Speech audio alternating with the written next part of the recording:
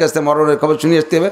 তো ফেরেশতা চিন্তা করলেন কি যে আমি ওনার দুনিয়ায় থুইয়ে ওই জায়গা যায় যদি শুনিয়ে এসে কই, তাহলে ওনার বিশ্বাস হতেও পারে নাও পারে। তার সাথে সবচেয়ে ভালো হবে আমি আজরাইলের কাছে জিজ্ঞেস করব, আর উনি আমার ডানার মধ্যে থাইয়ে লুকায় ফেলায় শুনবে, শুনিয়ে এরপরে আবার আমি জায়গায় নিয়ে থুয়ে যাবো। এইভাবে সে ডানার বগলের মধ্যে আটকাইয়া উড়ে দ্বিতীয় আসমানে যাই আজরাইল ইসলামের সাথে সাক্ষাৎ। আসসালামু আলাইকুম ভাই, ইয়া মালাকাল মউত কাইফা হালুকা, ভাই আজরাইল আপনি কেমন আছেন, ইত্যাদি ইত্যাদি কইটা। ওয়ালাইকুম সালাম, কি খবর ভাই, কেমন আছেন টাছেন? কাহা আলহামদুলিল্লাহ ভালো আছি।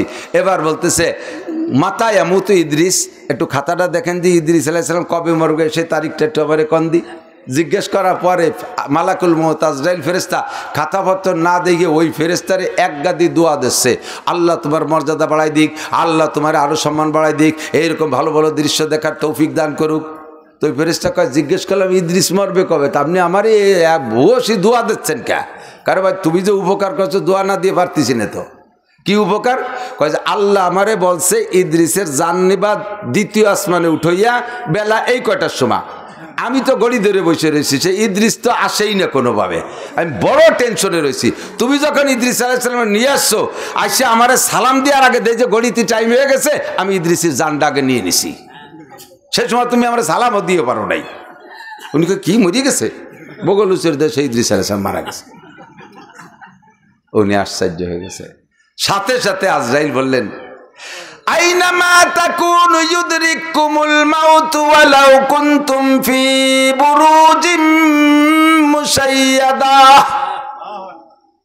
ইযা জাআ আজালুহুম লা ইস্তাকিরুনা সাআতান ওয়া লা ইস্তাকদিমুন। মরণের ভয়তে কোথায় পালাবা?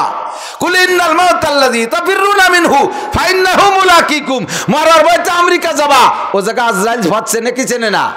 কতক্ষণ বিদেশে চিকিৎসা হতে যায়, বাঁচার জন্য যায়, লন্ডন যায়, আমেরিকা যায়, সিঙ্গাপুর যায়, তারপরে বোম্বে যায়, মাদ্রাস যায়, চেন্নাই যায় বাঁচতির জন্যে। ও জায়গাতে অনেকে মরিয়ে আসে, কি আসে না কথা বলেন? বাঁচতে যায় মরিয়ে আসে, সব জায়গা আজরাইল চেনে। সময় হয়ে গেলে ছাড়বে না দোস্ত। এই কথাটাই বলতে চাইছি যে যেখানে মরণ আছে দ্বিতীয় আসমানে ইদ্রিসের মরণ, সে জায়গা তাকে যাওয়া লাগবে। যার যেখানে মরণ আছে তাকে সেখানে যাওয়া লাগবে, যার যেখানে রুজি আছে তাকে সেখানে যাওয়াই লাগবে। এই জন্য বলে দোচিজ আদমিরা কাসার জোরে জোর একে আবদানা দেগার খাকে গোর। এই পাঁচটা বিষয় আল্লাহ তাআলা হাতে রেখেছেন, কেউ কখনো অ্যাডভান্স বলতে পারবেন না, পারবেন না, পারবেন না। এক নম্বরে কিয়ামত কবে হবে, দুই নম্বরে কোন মেঘে বৃষ্টি হবে, তিন নম্বরে কোন নারীর পেটে সন্তান আছে আর নাই, চার নম্বরে আগামীকাল কে কি কামাই করবেন আর খাবেন, পাঁচ নম্বরে কে কোথায় মরবেন, কার মরণ কোথায় আছে, এটা একমাত্র আল্লাহ ছাড়া কেউ জানে না। আল্লাহু আকবার। তো আজকে বৃষ্টি হবে, বিজ্ঞানীরা কয়দিন ধরে কইছে, কত জায়গা ওই নেই, জায়গায় জায়গায় হইছে, জায়গায় জায়গায় ওই নেই। এখন এর কারণে হুজুরকে পর অভিযোগ করা যাবে না, হুজুর আর বাপিলি দিন পালো না।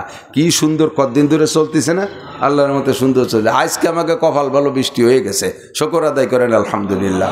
হুজুর আলাইহিস সালাম একবার জিবরিল আলাইহিস সালামকে জিজ্ঞেস করছে, ভাই জিবরাইল, আল্লাহ তাআলা মানুষের আমলের পর কি খুশি হয়? বলে হ্যাঁ, আমল করলে বান্দা যা খুশি হয় আল্লাহ।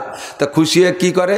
তো জিবরাইল বলতেছে, যদি আল্লাহ তাআলা কোনো এলাকার একজন মানুষের পর খুশি হয় তার আমলের কারণে, ওর ওসিলায় ওই এলাকায় আল্লাহ তাআলা রহমতের বৃষ্টি দান করে। এক নম্বর খুশির প্রকাশ। দুই নম্বর কয়, যদি তার চেয়ে বেশি খুশি হয় তাহলে কি রে, একটু খুশি হলে তো বৃষ্টি দেয়, যদি তার চেয়ে বেশি খুশি হয় তাহলে আল্লাহ কি করে? কয় তাহলে আল্লাহ তাআলা তার একটা মাইয়ে দেয়। কোন লোকের পর আল্লাহ বেশি খুশি হলে আল্লাহ তার একটা কন্যা সন্তান দরকার, একটা মেয়ে দেয়। আল্লাহ খুশি হয়ে মাইয়ে দেয়, আর আমরা মাইয়ে পাইয়ে খুশি না বেজার? 99% পাবলিক বেজার। বউরে আতুর ঘরে যে কেড়াইল দিয়ে বাড়ি শুরু করে, পেটে বাচ্চা মাইয়ে আছে, যদি আল্ট্রাসাউন্ডে ধরা পড়ে, ওই সে আল্ট্রাসাউন্ড অবস্থায় উল্টো শোনো সংবাদ দিয়ে দেয়, এবার খালি ফাটির বাচ্চা হলিয়ে তোরেও তালাক তো মারও তালাক। গড় ভরি ফেলাইছে। শয়তান মাইয়ে হয় কেন, কি জন্য এত মাইয়ে হয়? তা তো গোড়ায় হাত দাও নাই। তুমি বিয়ের সময় যৌতুক খাইছো কয় লাখ টাকা?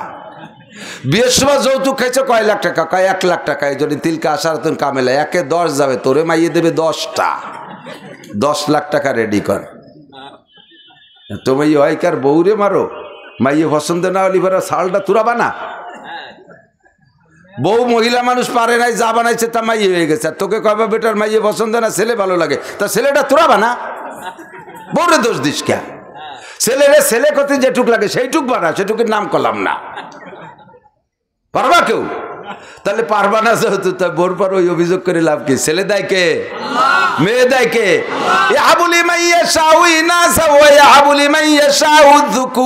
ছেলেও দেয় আল্লাহ, মেয়েও দেয় আল্লাহ। ফাঁকে ছোট্ট একটা ফতোয়াকে আমি অজার দিক চলে যাচ্ছি, এখনো যা ভরছি সেদিক জাতি পারি নেই। যদি কোনো ব্যক্তি স্ত্রীর উপরে প্রেসার দেয়, তোর মাই হলে এই করব, ওই করব, সেই করব, তাহলে এই বলার সাথে সাথে আর যদি সেই অ্যাকশনে যায়, সেই অ্যাকশনে যায় স্ত্রীর উপরে কন্যা সন্তান হওয়ার কারণে, ওই লোকটা বেঈমান হয়ে গেছে, কাফের হয়ে গেছে। কারণ সে আল্লাহর কুদরতকে ছেড়ে দিয়ে এই মেয়ে হওয়ার দোষে দোষারোপ করছে স্ত্রীকে। অথচ স্ত্রী তো মেয়ে হওয়ার দোষে দোষী না, মেয়ে দোষে কে? তোমার একিন নাই যে মেয়েটা আল্লাহ দেয়, একিন নাই যে মেয়েটা আল্লাহ দেয়, একিন হয়ে গেছে মেয়েটা বউ দেয়। তুমি সেটা পছন্দ করো না, আল্লাহর কুদরতের পর হস্তক্ষেপ করেছো, কাজেই তুমি ঈমান নষ্ট হয়ে গেছে। বরঞ্চ তুমি খুশি থাকো। ছোট্ট করে একটু বলে চলে যাই, যারা মেয়েতেও অখুশি তারা বড় অকৃতজ্ঞ। সন্তানদের ভিতরে মারা কে বলে পুত, ছেলেরা পক্ষ নেয় মার, আর মায়েরা সর্বকালে পক্ষ নেয় বাপের। কথা কন? সবগুলো যখন বড় হয়ে যায়, আপনি বুড়োকালে বুড়ো বুড়ি দুইজনে একটু গন্ডগোল বাধায় দেহেন ছেলে মেয়ে কিরা কোন দিক যায়। ছেলেরা যাইয়া বাপের গলা ধাক্কায়, তোমার মোটা বুদ্ধি হবে না। 80 বছরে তুমি বাসি হয়ে গেছো, 72 বছরে 72 হয়ে গেছো, তুমি বাড়ি থাও কি ধরি, তবলিগি জাতি পারো না? আমার মার সাথে খালি ডেলি গাঞ্জাম বাঁধাও, বুড়োরে গেটি ধাক্কায় তবলিগি মসজিদ দিতে হয়েছে, আর বাড়ি যাবা না। মাইয়েরা যাই ওর মারে রাগ করে, তোমার মোটে বুদ্ধি হলো না, 50 বছর এই সংসার ঘর করতেছ, আমার আব্বা একটু শক্ত মেজাজ, তুমি একটু মেনটেন করে চলতে পারো না। কতক্ষণ মাইয়েরা মারে রাগ করে, আর ছেলেরা বাপরে গেটি গুল্লি দেয়। আর সেই ছেলে বলি তুমি খুশি হয়েছিলে, আর ওই মাইয়ে কটা বলি তুমি বেজার হয়েছিলে। বড় মাছ কিনে নেবেন বাড়ি, দেখবেন ছেলেরা বলবে আম্মু মাথাটা আমারে দিও, আর মাইয়েরা কয় এই মাথা খাবে আব্বু, ও কয় না যে আমি খাবো, মাথা খাবে আব্বু। কতক্ষণ? যদি আল্লাহে যদি মিথ্যে কথা বলি থাকি, একেবারে নগদ আমার বাড়ি, আমি ছেলেবেলেকে নিয়ে মাঝে মাঝে বাড়ি বসে বসে, আমার ছেলেরা মাদ্রাসাতে আসলে একটু খোঁজ গল্পে বসি, লম্বা গল্প সল্প করি, সবই বড় হয়ে গেছে, হাফেজ আলেম হয়ে যাচ্ছে। এর ভিতরে রান্না হয়ে গেছে, মেয়ে দুটোও পাশে বসে, রান্না হয়ে গেছে। দেখি যে টুপ করে ওরা টের পাইয়া এক ছেলে যে জুত করে খাইয়ে এসে আবার বসে, আমার কিছু কয়টায় না। চারিয়ে ছেলের খাওয়া শেষ, আর মেয়ে দুটো কাছে আব্বু ভাত খাতে যাবেন না? আমি কাছে রান্না হয়েছে, কয় যে বাইরে সব খাইয়েছে। আমি কই তা তোরাও যা, কয় না আব্বু তুমি না গেলে যাবো না। ওরা আমারে থুয়ে খাইয়ে আসে, আর মাইয়ে দূরে আমার ছাড়া যাবে না। আরে এ কি রে, ও কি ও ব্যানার তুমি পরে তোলো, ব্যানার তোলার সময় পাও না, তুমি আইছো সেই বেলা থাকতে আর না তুমি ব্যানার তুলতেছ। তোমার সাথে আমি বুদ্ধি কম রাইনি, আমি কাদার মানুষকে বুঝাই, কুয়োরা বাদ দাও। তাহলে মেয়ে হলে খুশি হবেন। হাদিসে আসছে যাকে আল্লাহ তাআলা 3টে কন্যা সন্তান দিয়েছে, ফাআল্লামাহুন্না ওয়া আদ্দাবাহুন্না, 3টে মেয়েকে দিন শিখাইয়া ভালো ছেলে দেখে, ইমানদার দিনদার পরহেজগার ছেলে দেখে পরাস্ত করে গেল আব্বা নিজ হাতে। ফুতিহাত লাহু আবওয়াবুল জান্নাহ, এই আব্বার জন্য জান্নাতের 8টা দরজা খোলা। একটা হাদিসও পাই নাই 3টে ছেলে যদি আল্লাহ কেউরে দেয় আর তাদেরকে এত ইচ্ছে করতে পারলি পারা বেহেশতের দরজা খোলা, এরকম অন্য ফাজাইলের হাদিস আছে, বাকি এরকম হাদিস আসে নাই। কাজেই কখনো মেয়ে হলে অখুশি হবেন না। আরেকটা কথা সাথে কয়ে যাই, আপনার ছেলেও আছে মেয়েও আছে, ছোট একটা ছেলেও আছে, ছোট একটা মেয়েও আছে। এবার লাস্টে ধরেন ছেলের বয়স 2 বছর বা 3 বছর, মেয়ের বয়স 4 বছর 5 বছর। আপনি বাড়ি যখন কোনো কিছু যাওয়ার সময় কিছু খাবারটা নিয়ে যাবেন, সে সব ছোট তো ছেলে, পাওনা তো মূল অধিকার তো তারই, সেই পাবে আদর সবচেয়ে আল্লাহ তার। এখন বাড়ি ছোট, সে এই মুহূর্তে যাই আপনি ছেলের হাতে টুল্লা দেবেন না, পারলে 2 টুপলা নেবেন, একই সাথে ছেলের হাতে একটা মেয়ের হাতে একটা দেবেন। যদি আগে ছেলের হাতে দেন, মেয়েটা তো ছোট, সে তো মেলা বড় না, তার ভিতরে একটা আঘাত লাগে, যা আজকে যদি ছেলে হতাম তাহলে টুপলা ডাল্লা আব্বার কাছ থেকে আমিই পাতাম। সে মেয়ে হিসেবে ভিতরে একটা বড় আঘাত পায়। বাইরে থেকে খাবার নিলে টুপলাটা মেয়ের হাতে আগে দেবেন, ছেলের হাতে দেবেন না। ওই মেয়ের হাতে দিলে মেয়েদের আবার স্বভাব আছে, ও বাইরে থুয়ে খায় না, ওর কোলের মধ্যে নিয়ে ছোট বাইরে দাদু তুমি খাও, তুমি খাও, ওরে পরান বরে খাওয়াইয়ে থাকলে বুন্ডা খায়, নাইলে যতক্ষণ বাইরে পেট না ভরে অতক্ষণ সে মুখে দেয় না। কিন্তু সিস্টেম যদি পাল্টায় ফেলেন, ছেলেটার হাতে আগে দেন, মেয়ে মানুষ, তার মন ছোট, একেবারে মনটা ভেঙে যায়। এরকম কিছু দিক আমাদের লক্ষ্য করে চলা উচিত, কথা ঠিক না? আল্লাহ আল্লাহ কবুল করুক বলেন। অনেক কথা এসে গেল, টুকরো টুকরো কথা। তনহামাসু দাগ দাগ পুম্বা কুজা কুজানে হাম এক দিলে মান সদা রেজু দিলবা কুজা কুজানে হাম। ভিতরে অনেক জ্বালা, সারা গায়ে রক্ত ক্ষত বিক্ষত, ঔষধ দেবো কোন জায়গায়? এই জন্য যেটা যেরকম মাথায় আসে মনে আসে সেইটা সেইভাবে একটু কয়ে যাই। সাথে আর একটা মনে এসে গেছে, খবর নাকি আসার সময় আপনারা ছোট ছোট বাচ্চারা বক্ত থাকে। যেমন আমার একটা নাতি ছেলের, আমাদের ওদিক ছেলের ছেলেরে পুতা কয়, মেয়ের ছেলেরে নাতি কয়, আর আপনার সব জায়গায় মনে হয় নাতি ছেলে কয়। তা আমার এই নাতিটা 2 বছর বয়স, আমার খুব ভক্ত। এ দাদা কয়া শিখছে, কথাবার্তা একটু একটু বলা শিখছে। আসার সময় এই পাগলামি করে, দাদা যাব দাদা যাব, গাড়ি দেখলি কয় দাদা যাব, পাগলামি করে। এখন তাকে আমার রেখে আসতে হলে একটা কিছু বুঝ দিয়ে আসা লাগে। দাদা তুমি থাকো, তোমার জন্য মজা নিয়ে আসবো, খাবারটা নিয়ে আসবো, এরকম কিছু করে আসা লাগে। আপনাদেরও অনেকের এরকম সন্তান থাকতে পারে, বিরক্ত করে, আমি যাবো হুজুরি অর্চন্তে যাবো, মাহফিলি যাবো। আপনি তারে রেখে আসছেন কি কইয়া, তুমি থাকো, আমি তোমার জন্য খাবারটা নিয়ে আসবো, কিছু খাবার নিয়ে আসবো। আপনি রেখে চলে আসছেন, ওই বাচ্চা রাত্রে ওর মা ঘুমাই গেছে, ও খাবারটার লোভে আর ঘুমোই নেই। আপনি মাহফিলের শেষে যখন বাড়ি যে কাজ দিয়েছেন, কাজ দেওয়ার সাথে সাথে আপনার বউ উঠার আগে ওই বাচ্চা উঠে যে টক করে দরজা, আব্বু খাবারটা দাও, আপনি তো গেছেন খালি হাতে। আরে আব্বু মনে নাই। এরপরে ও কেমন স্টক করার মতো দুঃখ পায়। যদি বলে আসেন কিছু নেব, তাহলে কিছু নিয়ে যাবেন, একটা চকলেট হলিও নিয়ে যাবেন, তাহলে এত সে খুশি হলো। 2 নম্বরে আপনার প্রতি তার আস্থা তৈরি হবে। আমার আব্বা যা বলে তা করে। আগামীকাল আবার যাবেন আর এক মাহফিলে, সেদিনও বিরক্ত করবে, আব্বু তুমি থাকো, খাবারটা নিয়ে আসবো। ওকা ঠিক আছে, তাই থাকলাম, তুমি কিন্তু নিয়ে আসবা। আর গতকাল যদি মিস করেন, আজকে আর সে বিশ্বাস করে, জামা ধরে লুঙ্গি ধরে ঝুলিয়ে পড়বে, ল্যাংটা হইতে বলবে, এটা নিয়ে তোমারে আমি জাতি দিচ্ছি না, আমার তুমি ভাই দিছ। এ কথাগুলো মনে রাখার বিষয়। আল্লাহ কবুল করুক বলেন আমিন। কুল হাল ইয়াস্তাবিল্লাযীনা ইয়ালামুনা ওয়াল্লাযীনা লা ইয়ালামুন। 30 পারা কোরআন শরীফের ভিতরে 6666 আয়াতের মধ্যে 332 বারে কুল শব্দ আসছে। কুল 332। কুল মানে বলো, কুল মানে এই বলতে বলতেছেন কে? কাকে? নবীকে। কাকে? প্রথম এই মুখাতাব, এই সম্বোধিত ব্যক্তিকে নবী আলাইহিস সালাম। আল্লাহ নবীকে বলতেছেন কুল। এই কুল কয়ে যে কথাগুলো বলতেছেন, এই 332টা কথা, তাহলে কি কোরআন শরীফের বাকি অংশ বলবে না? অবশ্যই বলবে। নবী আলাইহিস সালাম উম্মতের উপরে কোরআন কিতাব পড়ে শোনাবেন। বাকি 30 পারা কোরআন শরীফের ভেরি ভেরি ইম্পর্টেন্ট, একেবারে অত্যন্ত গুরুত্বপূর্ণ 332টা কথা, যে কথাগুলো নবীকে আল্লাহ অর্ডার করেছেন, দোস্ত আরগুলো বলো না, বলো এই কথাগুলো বলো। যেমন কুল আউযু বিরাব্বিন নাস, কুল আউযু বিরাব্বিল ফালাক, কুল হুয়াল্লাহু আহাদ, কুল ইয়া আইয়ুহাল কাফিরুন, কুল লাইন ইসতামাতিল ইনসু ওয়াল জিন, কুল লাউ কানাল বাহরু মিদাদাল লিকালিমাতি রাব্বি। এইভাবে 332টা কথা, খুব ইম্পর্টেন্ট কথা বিদায় নবীকে আল্লাহ অর্ডার করছে, দোস্ত এই কথাগুলো বলেন, এই কথাগুলো বলেন। এই কথাগুলো ইমানের সাথে সম্পৃক্ত। ইমান ঠিক না হলে কোনো আমলে কাজে আসবে না। ইমান ঠিক না হলে 1000 বছর ধরে নামাজ পড়লে 1 রাকাত নামাজ আমলের বস্তার মধ্যে ঢুকবে না।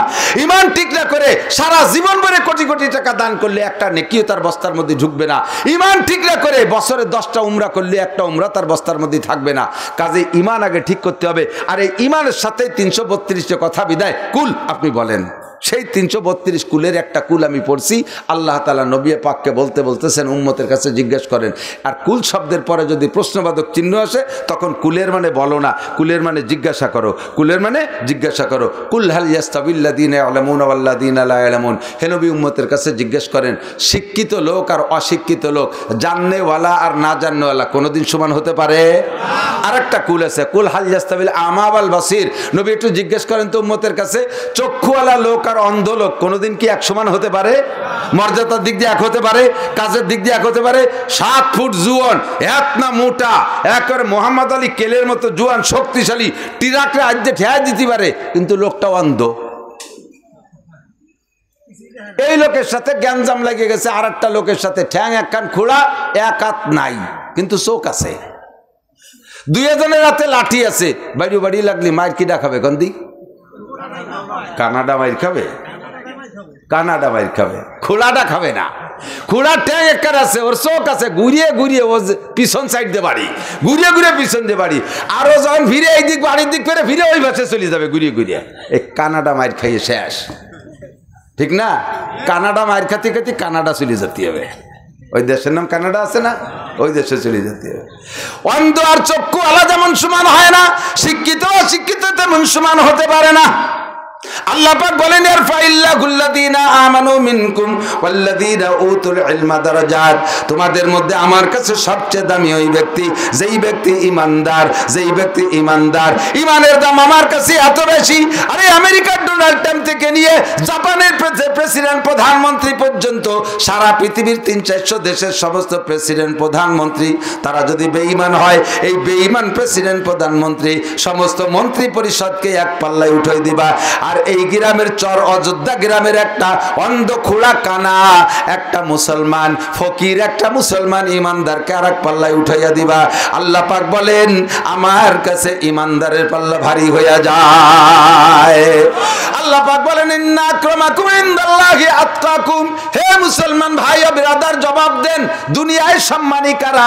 আমরা বলি প্রধান উপদেষ্টা বর্তমানে সবচেয়ে সম্মানী, তারপরে স্বরাষ্ট্র উপদেষ্টা, তারপরে পররাষ্ট্র উপদেষ্টা, এরপরে শিক্ষা উপদেষ্টা, এরপরে কি বলা হয় অর্থ উপদেষ্টা, এইরকম বিভিন্ন মন্ত্রণালয়ের যত মন্ত্রীরা আছে দামি, তারপরে ডিসিরা দামি, তারপরে সেনা প্রধান দামি, তারপরে আইজি সাহেব দামি, এমন করে দামি দামি সম্মানের ভাগ আমরা করি। আল্লাহ কয় এর একটারও দাম নাই যদি তাদের মধ্যে ঈমান না থাকে, এর একটারও 1 পয়সারও দাম নাই, একটারও 1 পয়সারও দাম নাই। আমার কাছে দামি ইন্না আকরামাকুম ইনদাল্লাহি আতকাকুম, তোমাদের মধ্যে যারা মুত্তাকিন আর পরহেজগার, খেয়াল করে না, তোমাদের মধ্যে যারা মুত্তাকিন, মুত্তাকিন কাকে বলে? যার মধ্যে আল্লাহর ভয় আছে। আল্লাহ কি ভয় পায়? এরা আল্লাহরে কিভাবে ভয় পায়? আল্লাহ কি নিজে হাতে লাঠি দিয়ে পিটে? কোন জজ আসামিরে কি নিজে হাতে পিটাইয়ে বিচার করে? কোন ফাঁসির আসামিরে কি জজ নিজে হাতে ফাঁসি দেয়? জজ রে ভয় পায় বেশি না জল্লাদ রে ভয় পায় বেশি? জজ রে ভয় পায় বেশি, কারণ জল্লাদের বাপের ক্ষমতা নাই আসামির গায়ে হাত দিয়া যদি জজ সাহেব কলম চালাইয়া না দেয়। জজের কলম ছোট, হ্যাঁ 2 কান লাঠি, এদিক টাকান, 1 কান লাঠি 6 হাত আর 1 কান লাঠি 6 ইঞ্চি। কোন লাঠির গায়ে শক্তি বেশি? 6 ইঞ্চি কলম। কলম এই ছোট লাঠিখানের হেভি শক্তি। লাখকারি 6 হাতে লাঠি দিয়ে বাইরে বাড়ি হরবা, আর এই 6 ইঞ্চি 1 কলম দিয়ে খুসাই দিয়ে দেবো সদরপুর ধরে ফাঁসি। তাইতে আর একবার আসি আর না আসি, পারে কি পারে না? 6 ইঞ্চি লাঠির বড় শক্তি। এই 6 ইঞ্চি লাঠির মাধ্যমে যারা শিক্ষা অর্জন করবা তাদের দাম আল্লাহর কাছে বেশি। ইয়ারফাইল্লাহুল্লাযীনা আমানু মিনকুম আল্লাযীনা উতুল ইলমা দারাজাত, তোমাদের মধ্যে যারা ঈমানদার, তোমাদের মধ্যে যারা মুত্তাকিন, তার ভিতরে আল্লাহর ভয় আছে। আরে আল্লাহরে ভয় করি কি জন্য? আল্লাহ নিজে হাতে লাঠি দিয়ে পিটাবে না, আল্লাহ ফাঁসি দেবে না। আল্লাহর সামনে 4টে ইমিগ্রেশন আছে, আল্লাহর সামনে দিয়ে 4টে ইমিগ্রেশন আছে। ইমিগ্রেশন পর্যন্ত যারা বিমান চলছেন তারা বোঝেন, বিমানে ওঠার আগে 4টে চেক পয়েন্ট, বিমানের পরিভাষায় তাকে ইমিগ্রেশন বলে। 1 নম্বর ইমিগ্রেশন পাসপোর্ট ইমিগ্রেশন, 2 নম্বরে টিকিট ইমিগ্রেশন, 3 নম্বরে মাল ব্যাগেজ ইমিগ্রেশন, 4 নম্বরে বডি ইমিগ্রেশন। বডি চেক হয়।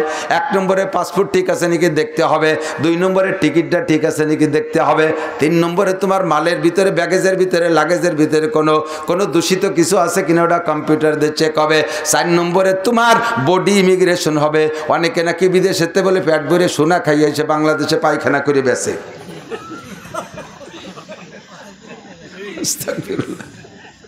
এই তোর পেটের মধ্যে সোনা আছে না গাঁজা আছে, মেশিনি দিলি ধরা পড়ে যায়। কোন সুবহানাল্লাহ, কি আবিষ্কার মানুষের! 4টে ইমিগ্রেশন পার না হওয়া পর্যন্ত বিমানে উঠতে দেয় না। 3টে পাস করছেন, 1টাই ফেল। আমি নিজেই ফেল করে দেখছি একবার। ওই সেবার আওয়ামী লীগের এই যে এই লাস্ট নির্বাচনের আগের নির্বাচনটা যেটুকু হয়েছে আর কি, ওই সময় বাংলাদেশে 1 সপ্তাহের জন্যই মাহফিল বন্ধ করে দিয়েছে বক্তাকে, যে বক্তারা স্টেজে যাইয়ে সরকারের সমালোচনার অন্তত পুত পবিত্র সরকার তাকে সমালোচনা করা যায় নাই, এই জন্যই করতে নিষেধ। তাই আমাকে মাহফিল বন্ধ হয়েছে, তোমরা কিছু করতে পারবে না। আমি চিন্তা করলাম যে মাহফিল যখন দেশে বন্ধ, একটা কিছু তো করে খাতে হবে, আমাকে এই 6-7 দিনেরও দাম আছে যথেষ্ট। সুযোগ পাইয়া মালয়েশিয়া গেলাম মাহফিল করতে। মালয়েশিয়া যাওয়ার সময় ইমিগ্রেশন এয়ারপোর্টে আমার লাগেজ প্যাকেজ তো তেমন কিছু নেই, হাতে একটা হ্যান্ড ব্যাগ, একটা ছোটো একটা ব্যাগ, অল্প কিছু কাপড়, ওটা পাস হয়ে গেছে। পাসপোর্ট ওকে, টিকিট ওকে, বডি ইমিগ্রেশনের সামনে যে ধরা পড়ে গেছি। মেশিন ধরে, লালবাতি জ্বলিয়ে ওঠে, রিং করে। যারা ইমিগ্রেশনে আইছে সবই আমার ওয়াজের শ্রোতা, আমার চেনে। ওই রিং করার সাথে সাথে ওরাও লজ্জা পাচ্ছে। ঘটনা কি, সব পার হয়ে গেলে হুজুর ধরা পড়ে গেল কে? পকেটের থেকে সব খুঁজে বের করে দিছি, জুল পকেটে, পাজামার পকেটে, যেখানে যাচ্ছিল, তারপরও রিং করে। ঘটনা কি, লোকজন সব জড়ো হয়ে গেছে। এয়ারপোর্টের ওই ডিপার্টমেন্টে যারা সব আইছে আমার দেখতে, যে হুজুর কি কোন বিপদে পড়ে গেল, পেটের মধ্যে কি সোনা খেয়ে নিয়ে যাচ্ছে নাকি তাহলে।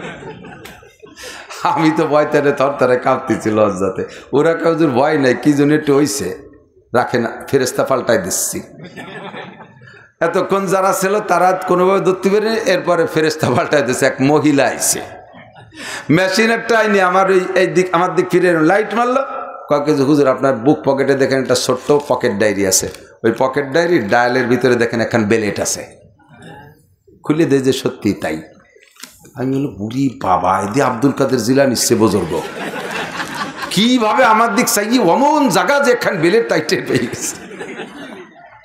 বডি ইমিগ্রেশনে ধরা পড়ে গেছি, বেলেট কান ফেলাই দেওয়ার পরে কবে যেন নখ কাটি ওর মধ্যে থুইছি, তা হয়তো রাস্তাঘাটে ফেলালি অ্যাক্সিডেন্ট হবে, তাই ওর মধ্যে থুয়ে দিই, তার ফেলাতি মনে নাই। ধরা পড়ে গেছি সেই দিন। দোস্তরে কিয়ামতের ময়দানে আল্লাহরে এই জন্য ভয় পাবেন। আল্লাহর সামনে 4টে ইমিগ্রেশন আছে। 1 নম্বর ইমিগ্রেশন গোটা জিন্দেগির ইমিগ্রেশন। আনা উমরিকি ফিমা আপনা, 70-80 বছরের জীবন কোথায় কাটাইছো কইয়া যাও। চার দোকানে কতটুক, আরে হাট বাজারে কতটুক, স্কুল কলেজে কতটুক, গল্পের আড্ডায় কতটুক, হাই দুনিয়ার পচা রাজনীতির গল্পের মধ্যে কতটুক সময় দিয়েছো। আল্লাহু আকবার, ক্ষেত খামারে কতটুক দিয়েছো, সংসারের জন্য কতটুক সময় দিয়েছো। এই 70 বছরের হায়াত তোমার আব্বার দেয়া না, 70 বছরের হায়াত তোমার নেতা দেয় নাই। যেই নেতার পিছনে যে স্লোগান দিয়া বোতল বাইরে দিলে ভোট শান্তি পাবে দেশের লোক, বোতল ভাইয়ের পিছনে পিছনে নাচিয়ে গিয়ে বেড়াইছো, ওই বোতল ভাই তোমার হায়াত দেয় নেই। বোতল ভাইয়ের পিছনে এত সময় নষ্ট করছে কেন? একটু জবাব আমারে দিয়ে যাও। কে বলতে পারবেন? জবাব দেওয়ার মতো কে সাহস আছে? আজকে কি বার গেল? বুধবার। একেবারে আল্লাহর দিক তাকাইয়া সত্য কথা বলবেন, ঠুয়োটা মিথ্যে কথা বললে ভিন্ন বদ্ধ হয়ে দেব।